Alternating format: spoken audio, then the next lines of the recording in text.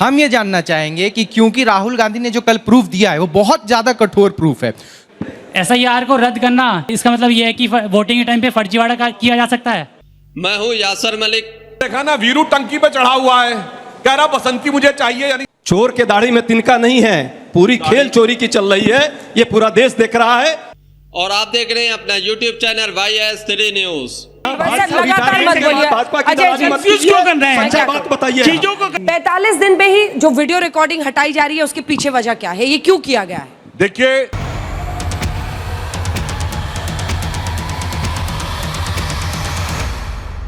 Vote चोरी को लेकर जनता ने पूछे तीखे सवाल तो बीजेपी के प्रवक्ता की निकल गई हवा। जब जनता ने इसी को लेकर राहुल गांधी के सबूतों को लेकर जब बीजेपी के प्रवक्ता से सवाल पूछे तो बीजेपी के प्रवक्ता जो है शोले मूवी की बातें करने लगते हैं, राहुल गांधी की बचपन की बातें करने लगते हैं और जवाब नहीं देते हैं। आप लोग देखेंगे कि जनता ने भी अच्छी खासी धज्जियां उड़ाई है, साथ के साथ कांग्रेस के प्रवक्ता ने भी सारी पोल पट्टी खोलकर रख दी है बीजेपी के प्रवक्ता की, और साथ के साथ गोदी मीडिया एंकर अंजना ओम कश्यप आज भी बीजेपी के प्रवक्ता से सवाल पूछने की बजाय विपक्ष से सवाल पूछ रही, जिस पर कांग्रेस के प्रवक्ता ने उनको भी कहीं का नहीं छोड़ा, उनकी भी रिलाई कर दी है।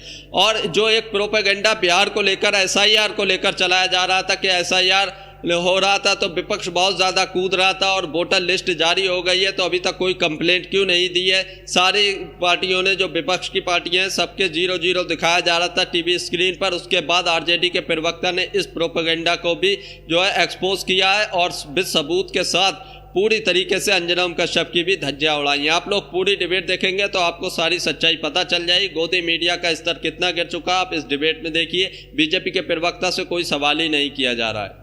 सुधांशु जी, पूरा खेल, इसीलिए मैंने यहां पर बच्चों से पूछा, भ्रम का है। अगर मन में शक आ जाएगा तो फिर उसका निवारण कैसे होगा?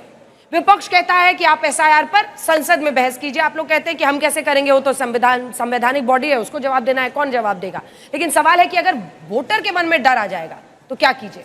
देखिए, भ्रम और झूठ की शुरुआत कहां से होती है? अभी राहुल गांधी जी का आपने स्टेटमेंट दिखाया, क्या करें। 1980 में जब मैं बच्चा था तो मैं लेई बना के कांग्रेस के पोस्टर लगाता था।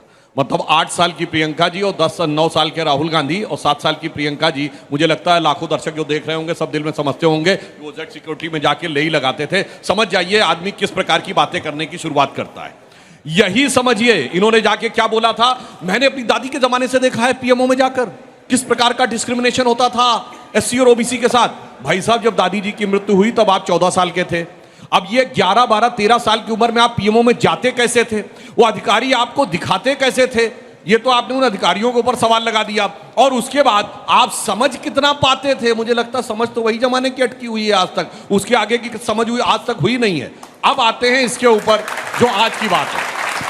देखिए, राहुल गांधी जी ने नासमझी में क्या काम किया कि SIR का केस इतना स्ट्रॉन्ग कर दिया है कि यानी अब वो खुद कह रहे हैं कि अगर गड़बड़ हो दिखाई पड़ रही है तो भाई इसकी पूरी जांच होनी चाहिए। अब तो उनके हिसाब से SIR नहीं, NRC भी होना चाहिए। दूसरी बात मैं कर रहा हूं, यहां जितने लोग बैठे सबने कहा कि उन्होंने वोट डाला। जब आपने अपने डिटेल्स दिए होंगे तो उसमें एक लाइन होती ना, मैं शपथ पूर्वक कहता हूं कि मेरे सारे तथ्य सही हैं, अन्यथा जिम्मेदारी मेरी होगी। बस इतना ही तो चुनाव आयोग कह रहा है कि भाई जो आप लिख के दे रहे हैं वो भी शपथ में लिख दीजिए। अगर ये सारे लोग लिख सकते हैं, लाखों दर्शक जो देख रहे हैं वो लिख के दे सकते हैं, तो राहुल गांधी, मैं तो शहंशाह आलम वली अहद सल्तनत फर्जंद अंजुमन हूं, मैं थोड़ी लिख के दूंगा। मैंने तो कह दिया, बस उतना ही काफी होगा। यहां पर आपत्ति है, ठीक है, जरा 1.6 को 62 को 8 दिन से डिवाइड करिए और उसके बाद 1.6 लाख से डिवाइड करिए तो 5 वोटर पर डे यदि ये केवल जांच करें तो 10 दिन में सारों की कंप्लेन हो सकती है। पूछिए 8 दिन में कितने किए? अरे करेंगे ही नहीं, क्योंकि जब कुछ है ही नहीं तो करेंगे कहां से? इसे कर्नाटक की एक असेंबली सेगमेंट के लिए कह रहे हैं। कर्नाटक में आपकी सरकार, आपका CM क्यों नहीं प्रेस कॉन्फ्रेंस कर रहा? डिप्टी CM क्यों नहीं बोल रहा? चलिए आप कहेंगे सरकार से नहीं बुलवाना, तो प्रदेश अध्यक्ष क्यों नहीं बोल रहा? आपके राष्ट्रीय अध्यक्ष खड़गे जी कर्नाटक से हैं, सबसे सीनियर नेता हैं, वो नहीं बोल रहे हैं। यानी सरेआम राहुल गांधी अपमान कर रहे हैं कि कर्नाटक स्टेट के बारे में उनको अपने CM, डिप्टी CM, प्रदेश अध्यक्ष और राष्ट्रीय अध्यक्ष ज्यादा पता है। It is a PR exercise. Legally काम करना नहीं है, कागज पर काम करना है। अरे पॉलिटिशियन राहुल जी है ना, चुनाव आयोग थोड़ी पॉलिटिशियन है, उसको तो कागज चाहिए होगा ना कि ये कंप्लेंट है। भाई साहब का जवाब दूंगा, उसके बाद आपका भी जवाब दूंगा। मैं चाहूंगा कि सब शांति से सुने। भाई साहब ने बड़ी अच्छी बात कही है, सुधांशु जी ने। सच बात है, जहां कोई रेलवे स्टेशन नहीं था वहां चाय बेचते थे, कोई सब्जेक्ट नहीं है, इंटायर पॉलिटिकल साइंस के वो एमए पास कर गए, और सबको पता है कैसे बादल से रडार जो है छुप जाता है। अब वैसा भ्रम वाले व्यक्ति के इनके नेता हैं, तो इनको दूसरे पर भी भ्रम होना, शक होना जायज़ है। मैं शक का कोई समाधान नहीं होता, शक इसी तरह करने वाले लोग हैं। एसआईआर की बात इन्होंने की है, सबको पता है एसआईआर में वहाँ जिस तरह से 65 लाख लोगों का वोट काटने का काम, विपक्षी पार्टियों का वोट कटवा चुनाव आयोग लगातार लगा हुआ है वोटबंदी करने में। वो एक्चुअली है क्या, चुनाव आयोग से बड़ा साठगांठ है, बड़ा प्रेम है। इसलिए जब भी चुनाव आयोग पर कोई बात हम करेंगे तो भाजपा के लोग आए बाएं साएं टाएं बोलना शुरू कर देंगे और कुछ का कुछ तर्क का कुतर्क देंगे। अरे भाई, चुनाव आयोग सबका है, पॉलिटिकल पार्टी भाजपा भी है, उसको भी चुनाव लड़ना है, वो क्यों इतना उसको डिफेंड करने में लग जा रही है। हम ये पूछना चाहते हैं, इस देश के लोग जानना चाहते हैं, चुनाव निष्पक्ष होगा, पारदर्शी होगा तो लोकतंत्र के लिए अच्छा होगा या बुरा होगा। हम तो चाहते हैं कि लोकतंत्र मजबूत हो, इस देश में संविधान से शासन की व्यवस्था जो बनाई गई है वो चले।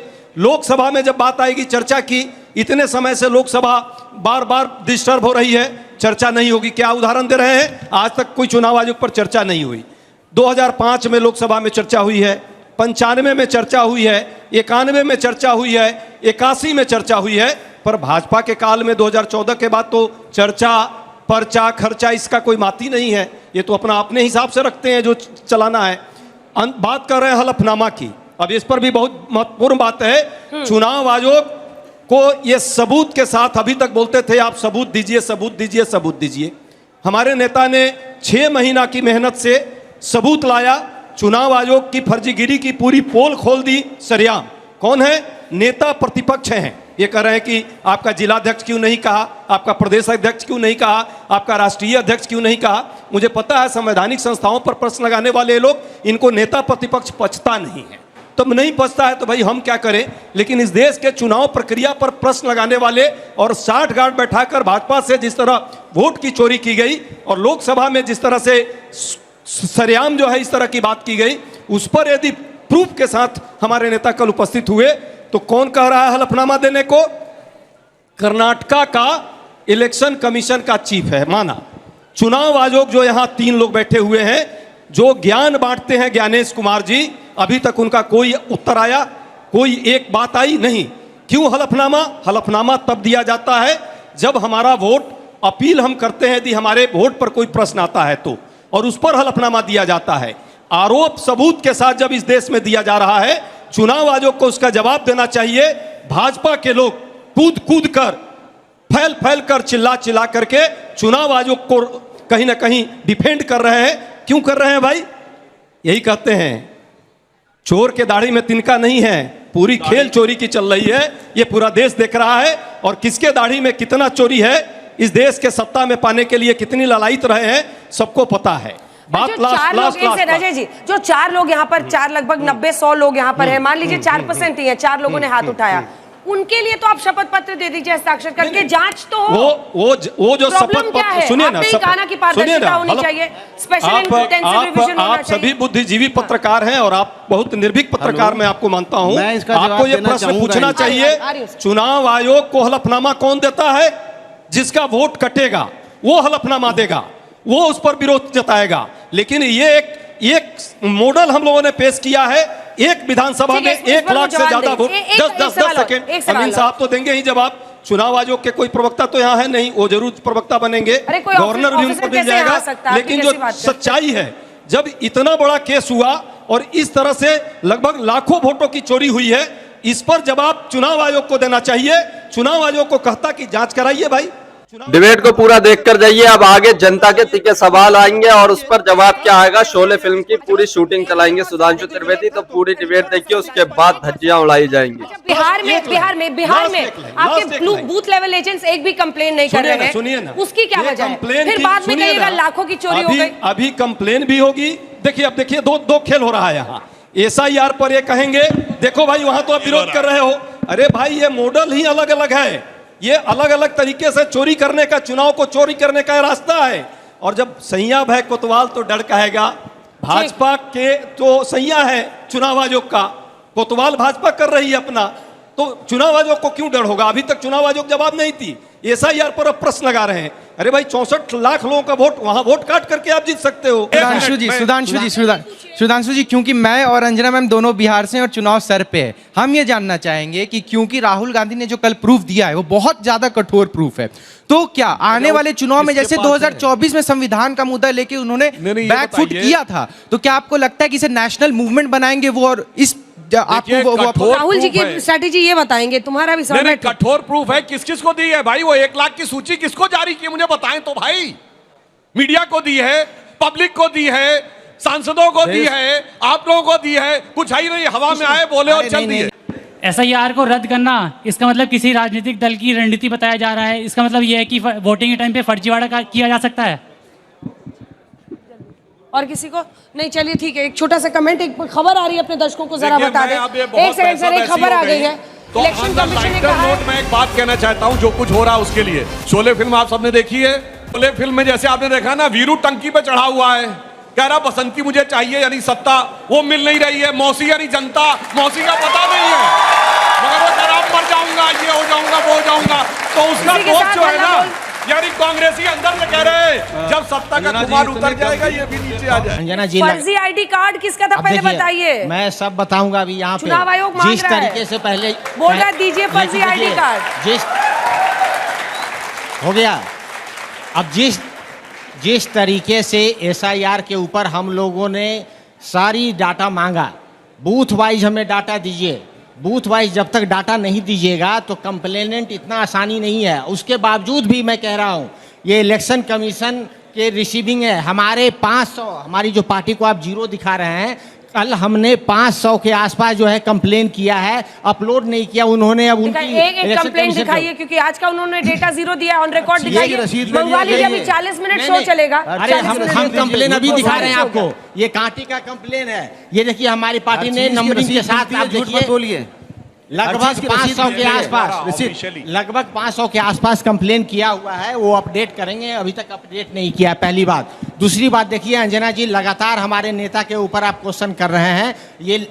मैं नहीं कर रही हूँ, चुनाव आयोग ने नोटिस दिया है, वो मैं पूछ रही हूँ। आपका नेता कौन? गजब लोग हैं, मतलब खड़े खड़े कुछ और कर देते हैं। मीडिया वही बात कर रही है जो चुनाव आयोग। अरे नोटिस आया तो उसमें पूछू कि नहीं? देखिए नोटिस आया तो नोटिस का जवाब मिलेगा। हाँ तो बताइए। तो आप जो है तर्क के साथ बात करिए ना। वाटर बॉटल करते हैं सुधांशु जी, बात करते हैं हांगकांग की कहानी सुनाते हैं, टोक्यो की। अरे फर्जी ID कार्ड पर सवाल है। कोई फर्जी आई कार्ड नहीं है। जो नेता तो बोलिए ना, क्या कॉन्स्पिरेसी है बताइए, इसीलिए तो आपको बुलाया है। ये चूहे और बिल्ली का खेल है, चूहे बिल्ली का खेल है। आप जो है डाटा नहीं दे रहे हैं। और देखिए इंटेंशन को लेकर, डॉक्यूमेंटेशन को लेकर, प्रोसेस को लेकर, ये सारी बातें हम लोग लगातार स्टार्टिंग से ही किया है। ये अभी तक ये नहीं दे पाए हैं और ये जाकर नोटिस अब दे रहे हैं। जब नोटिस दे रहे हैं तो उसका जवाब मिलेगा। लेकिन जो दूसरी बात ये है नोटिस के अलावा, वो बात ये है कि अभी तक डाटा हम लोगों को क्यों नहीं मिला बूथ वाइज। सुधांशु जी आप जानते ही हैं, माननीय सांसद हैं आप, एक बूथ पर अगर 500 अगर बूथ है, वहां पर एक असेंबली में 500 बूथ है, तो 500 बूथ में हो सकता है कि राष्ट्रीय जनता दल 100 बूथ पे 90% वोट ला रही है, 80% वोट ला रही है, 70, और कुछ ऐसे बूथ होंगे 50-60 जहां पे हम 20-30% वोट ला रहे हैं। तो आपके होते हैं 90%। तो जब तक हमें बूथ वाइज डाटा नहीं मिलेगा, हम बताना बहुत मुश्किल है कि वोट जो है आपने काटा है। और अनेकों, देखिए न्यूज़पेपर में भी आ रहा है, आपके बेगूसराय के डिस्ट्रिक्ट मजिस्ट्रेट ने माना है, अमीन साहब, बेगूसराय के डिस्ट्रिक्ट मजिस्ट्रेट ने माना है कि विधानसभा सुधांशु जी देखिए, गृह मंत्री अमित शाह जी ने भी लिखा है, एक सेकंड, गृह मंत्री ने भी लिखा है कि आप लोग, राहुल जी को उन्होंने एड्रेस करके लिखा है कि चुनाव में गड़बड़ी, शुद्धिकरण इससे पहले भी हुआ है, आप लोग चुनाव हारने वाले हैं इसलिए अभी से बहाना बना रहे हैं। लेकिन आरजेडी तो सबसे बड़ी पार्टी है पिछले चुनावों की बिहार की। देखिए अभी जो कहा गया, कुल मिला के क्या संख्या बोली गई, बड़ी मुद्दत के बाद अरमानों की कलियां मुस्कुराई हैं, तो 500 बोले 62 लाख में, जरा डिवाइड करिए 562 लाख से 0.0008%, वो भी एक भी अपलोडेड नहीं है। मतलब जो अधिकतम बोल पाए वो दशमलव के बाद 408%। अरे भैया उससे ज्यादा 1-2% तो मार्जिन ऑफ एरर होती है किसी तरह के काम में। दूसरी बात मैं कहना चाहता हूं, जानते हैं ये समस्या ये नहीं है। समस्या क्या है कि 2024 के चुनाव ने बहुत कुछ अलग दिखाया। आज से पहले लोकसभा के जब चुनाव होते थे तो एक ही पार्टी के कार्यालय में मिठाइयां बंटती थी और पटाखे फूटते थे, और दूसरे के यहाँ सन्नाटा छाया रहता था, मातमी माहौल रहता था। पर 24 में आपने देखा होगा पहली बार दोनों पार्टियों के कार्यालय में पटाखे छूट रहे थे और मिठाई हो रही थी। क्यों? हम तो तीसरी बार एनडीए के साथ स्पष्ट बहुमत पाए, मगर भाजपा 240 पे रह गई। तो हम तो सरकार बनने पे कर रहे थे, मगर वो जो यूं कर रहे थे, थर्ड डिजिट में 3 अटेम्प्ट में टच ना कर पाने के बाद वो किस खुशी में थे? आपको पता है किस खुशी में थे? उनको लग रहा था गठबंधन सरकार तो मोदी जी चला नहीं पाएंगे। उन्होंने तो कभी गठबंधन सरकार चलाई नहीं, हम निपटा देंगे 2-4 महीने में। अब जब लगा 1 साल पूरा हो गया, अब जिस ढंग से नीतीश कुमार जी और पासवान जी, हमारे चंद्रबाबू नायडू जी और सारे हमारे सहयोगी खड़े रहे, जब देखा एनडीए में एका है, तो फिर क्या करें? ऐसे घबराए कि उन्होंने कहा अब चुनाव आयोग के ऊपर आप आरोप लगाना शुरू करो। और मैं कहना चाहता हूं, जब से चुनाव की प्रक्रिया ट्रांसपेरेंट हुई है, जब से मतपेटियां लुटनी बंद हुई, इन्हें बहुमत मिलना बंद हो गया। बड़े मंत्री अमित शाह, सवाल तो सुन लीजिए साहब।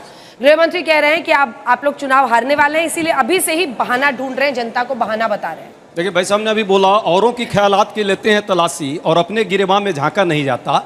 मित्रों, इस अब की बार 400 पार। क्या हुआ भाई? 240 पर आए और बैसाखियों के सहारे आप सरकार चला रहे हैं। सबको पता है इस एसआईआर और इस चुनाव प्रक्रिया पर जो है चंद्रबाबू नायडू इनके जो सहयोगी हैं वो प्रश्न लगा रहे हैं, उनकी भी नहीं सुन रहे हो। जेडीयू के सांसद ने अभी प्रश्न लगाया एसआईआर को लेकर बिहार में, उस पर भी आपको प्रश्न लगाने पर उसका भी जवाब नहीं दे पा रहे हो। और यहाँ पे गोल मटोल खेला, ये खेला करने का प्रयास जरूर है अमित शाह जी का। सबको पता है चुनाव आयोग से बड़ा जो है वोट चोर का काम कोई कर रहा है तो पूरा देश देख रहा है तिगड़म लगा के। मैं कहता हूं यंत्र तंत्र षड्यंत्र, देश के लोकतंत्र को लूटने का एक नया है ये मंत्र। लेकिन देश की जनता समझदार है। जिस लोकतंत्र की स्थापना के लिए 100 साल हम लोग लड़े और लड़ करके आजादी लाई है, लोकतंत्र स्थापित किया है, इस देश के हमारे जो स्वतंत्रता सेनानी है अपनी जान दिया, वो इस लोकतंत्र को इस तरह इनके हाथों का खिलौना नहीं बनने देंगे। हम सब अपने मताधिकार के अधिकार के लिए लड़ेंगे। इस देश की जनता देखिएगा आने वाले समय में जो ये चुनाव चोरी का एक नया तंत्र इन्होंने पैदा किया है, चुनाव आयोग से मुख्य न्यायाधीश पर से प्रश्न लगाने का काम, मुख्य न्यायाधीश पर इनको भरोसा नहीं, उनको हटा दिया। अमित शाह जी पर ही तो भरोसा है। अमित शाह जी मेंबर बन गए चुनाव आयोग के सिलेक्शन के कमेटी का और मुख्य चुनाव आयोग को बाहर कर दिया, ये इनका भरोसा है। सीसीटीवी फुटेज पर कानून बना दिया कि 45 दिन के अंदर उसको खत्म कर दो। भाई जब इतनी ईमानदारी है तो क्यों कर रहे हो? डिजिटल डाटा हम मांग रहे हैं, आज तो डिजिटल का जमाना है, इंडिया भी डिजिटल हो गई, फिर आपको डिजिटल डेटा देने में क्या दिक्कत हो रही है? ये समझ में आ रहा है कि चोरी बड़ी है और चोरी पकड़ी न जाए, इसलिए ये भाजपा के लोग साठ गांठ बैठाकर चुनाव आयोग को सिर्फ कहीं ना कहीं उसको चाहते हैं कि बचाएं। लेकिन सब लोग समझ रहे हैं अब आप बचने वाले नहीं हैं। जनता आज न कल जागरूकता जनता के बीच है, जिसकी वोट की चोरी होगी वो लोकतंत्र पर प्रहार होने नहीं देगा, वो आएगा। और इस चुनाव में भी आपको दिखेगा प्रधानमंत्री जी जो बने हैं 240 सीट भी नहीं आती यदि ये चोरी नहीं हो गया। जब भी कोई पार्लियामेंट या असेंबली का चुनाव होता है, सबको पता है प्रिसाइडिंग ऑफिसर शाम को हर पोलिंग एजेंट को, हर पार्टी के पोलिंग एजेंट को साइन करके अपना डाटा कंप्लीट करके दे देता है। उसके बावजूद भी इन लोगों को डाटा चाहिए होता है, जो कि उसी दिन उसी समय मिलता है हर पार्टी को। फिर भी ऑब्जेक्शन क्यों डिलीट कर रहे हैं? कैमरा का रिकॉर्ड्स क्यों डिलीट कर रहे हैं? नहीं, कैमरे का रिकॉर्ड जो है वो सिस्टम है उसका 45 दिन, उस 45 दिन उसके बाद डिलीट होगा, उससे पहले नहीं होगा डिलीट। लेकिन इन लोगों को आदत है सिर्फ झूठ बोलने की, 6 महीने 45 दिन हर चीज अवेलेबल है। 6 महीने था हमारा तो डाटा नहीं, आप थे जब चीफ इलेक्शन, आप इलेक्शन में थे, कितने दिन था जरा बताइए देश की जनता को। झूठ मत बोलिए यहाँ भाजपा की दलाली मत कीजिए, सच्चाई बात बताइए, चीजों को कंफ्यूज न करिए प्लीज। देखिए सुनिए, क्यों आप 45 दिन का इलेक्शन पिटीशन की बात की थी, इलेक्शन पिटीशन 45 दिन के अंदर फाइल कर सकते हैं। क्यों? इसी तरह डाटा की लिमिटेशन है, हर चीज की लिमिटेशन होती है। प्लीज अंडरस्टैंड, रूल बुक से चलेगा। अगर किसी प्लीज, ये मौसम विज्ञान है, मौसम विज्ञानी देश देख रहा है आपको भी। ये तरीका वोट नहीं की है। चोरी देखिए, लोकतंत्र पर प्रहार करने वाले। आप लोगों ने पूरी डिबेट देखी, आप लोग इस डिबेट के बारे में क्या कहते हैं अपनी राय जरूर दीजिए। और जो बीजेपी बचाव कर रही है इलेक्शन कमीशन का, उसके बारे में एक कमेंट जरूर करके जाइए। किसकी नियत में खोट है उस पर भी जरूर कमेंट कीजिए। लगातार चुनाव कराती आ रही है और अभी तक 4,758 मीटिंग की है पॉलिटिकल पार्टी से। कल मैं डेलीगेशन लेके मिल के आया हूँ, उन्होंने एक एक चीज करी है एक्सप्लेन। उसके अलावा हर पार्टी मिलके आई है और सारी चीजें समझ के आई है, लेकिन उसके बावजूद देश की जनता को गुमराह जानबूझ के किया जा रहा है और नैरेटिव बनाने की कोशिश की जा रही है, क्योंकि मेरिट्स पे ये जीत नहीं पाएंगे। 45 दिन में ही जो वीडियो रिकॉर्डिंग हटाई जा रही है उसके पीछे वजह क्या है, ये क्यों किया गया है? देखिए, वीडियो के ऊपर बहुत सारा डाटा कंसंट्रेटेड रहता है और मैं कह रहा हूं, छोड़िए, आज तो डिजिटल जमाना है ना, तो इनके बूथ लेवल एजेंट रहे होंगे महाराष्ट्र के चुनाव में, बाहर बस्ता लगाने वाले रहेंगे, उनके मोबाइलों में तो होना चाहिए था ना, वो लगा के रखते। वीडियो देखिए साहब, 5 शाम को 6 बजे के बाद इतनी वोटिंग हो रही है, कहां है वो? 1 लाख बूथ हैं महाराष्ट्र में, एक भी कुल मिला के कंप्लेन गिनती है। इसलिए मैं कहना चाह रहा हूं, एक्चुअली में समस्या जानते क्या है? ये वोट की चोरी नहीं, घुसपैठियों के दम पर लोकतंत्र पे डाका डाला जा रहा है। हमेशा क्या कर रहे हैं? हमेशा क्या कर रहे हैं? घुसपैठियां हैं तो इस देश में 10 साल से नरेंद्र मोदी जी की सरकार है, घुसपैठियों की बात कर रहे हैं। कितने घुसपैठियां हैं? आपने डाटा दिया है पार्लियामेंट को, कितने नंबर घुसपैठी है? देखिए सर, बहुत तार्किक बात इसके बाद बोल लीजिएगा, अजय जी से बात कर लीजिए। तो दोस्तों, आप लोगों ने पूरी डिबेट देखी, आप लोग इस डिबेट के बारे में क्या कहते हैं? अपनी राय इस पर जरूर देकर जाइए। राहुल गांधी ने एक प्रेस कॉन्फ्रेंस की, उसमें सारे सबूतों के साथ वोट चोरी के खुलासे किए, इलेक्शन कमीशन के ऊपर इल्जाम लगाए। इलेक्शन कमीशन इस पर जवाब देने की बजाय राहुल गांधी के इस जो है दावे को बिल्कुल झुठला रहा है, सिरे से खारिज कर रहा है। लेकिन इलेक्शन कमीशन कुछ ऑफिशियली बयान देने की बजाय बीजेपी के प्रवक्ता बीच में कूद पड़ते हैं, बीजेपी के नेता कूद पड़ते हैं, इस पर बयानबाजी करते हैं। जबकि बीजेपी भी एक राजनीतिक पार्टी है, कांग्रेस भी एक राजनीतिक पार्टी है। भारत एक लोकतांत्रिक देश है। अगर लोकतांत्रिक देश में किसी संवैधानिक संस्था पर कोई सवाल उठता है तो संवैधानिक संस्था ही उसका जवाब देती है, ना कि राजनीतिक पार्टियां बीच में आकर उसका बचाव करती हैं। इसके जरिए ये पता चलता है, जिससे कि सारे विपक्ष का ये कहना भी है और सारी जनता का ये सवाल भी है कि आखिरकार क्यों बीजेपी बीच में आकर इलेक्शन कमीशन को बचा रही है। अगर राहुल गांधी ने कोई इल्ज़ाम लगाया है और इतने सारे सबूत दिखाए हैं फर्जी वोटरों को लेकर, वोट गड़बड़ी को लेकर, तो इलेक्शन कमीशन उस पर कार्रवाई करे, इलेक्शन कमीशन उसका जवाब दे। लेकिन बीजेपी के लीडर और बीजेपी के प्रवक्ता बीच में आकर इलेक्शन कमीशन को क्यों बचा रहे हैं? ये बहुत बड़ा सवाल है और इस सवाल का जवाब आप लोग कमेंट बॉक्स में ज़रूर देकर जाइए। आखिरकार बीजेपी ऐसा क्यों कर रही है, जबकि बीजेपी को भी इलेक्शन कमीशन को कहना चाहिए था कि जाकर जो है राहुल गांधी ने जो इल्ज़ाम लगाए हैं उसके जवाब दो, उनको जो है सिरे से खारिज करो। अगर वो गलत है और अगर सही है तो फिर जो जिसने भी ऐसा किया उसके खिलाफ कार्रवाई हो, उसको जो है सज़ा मिलनी चाहिए। ये तो होती बात। लेकिन बीजेपी और गोदी मीडिया दोनों ही इलेक्शन कमीशन को बचा रही है। गोदी मीडिया बीजेपी को बचा रही, बीजेपी इलेक्शन कमीशन को बचा रहा है। ये सांठगांठ चल रही है। तो आप लोग इसके बारे में क्या कहते हैं ज़रूर बता कर जाइए।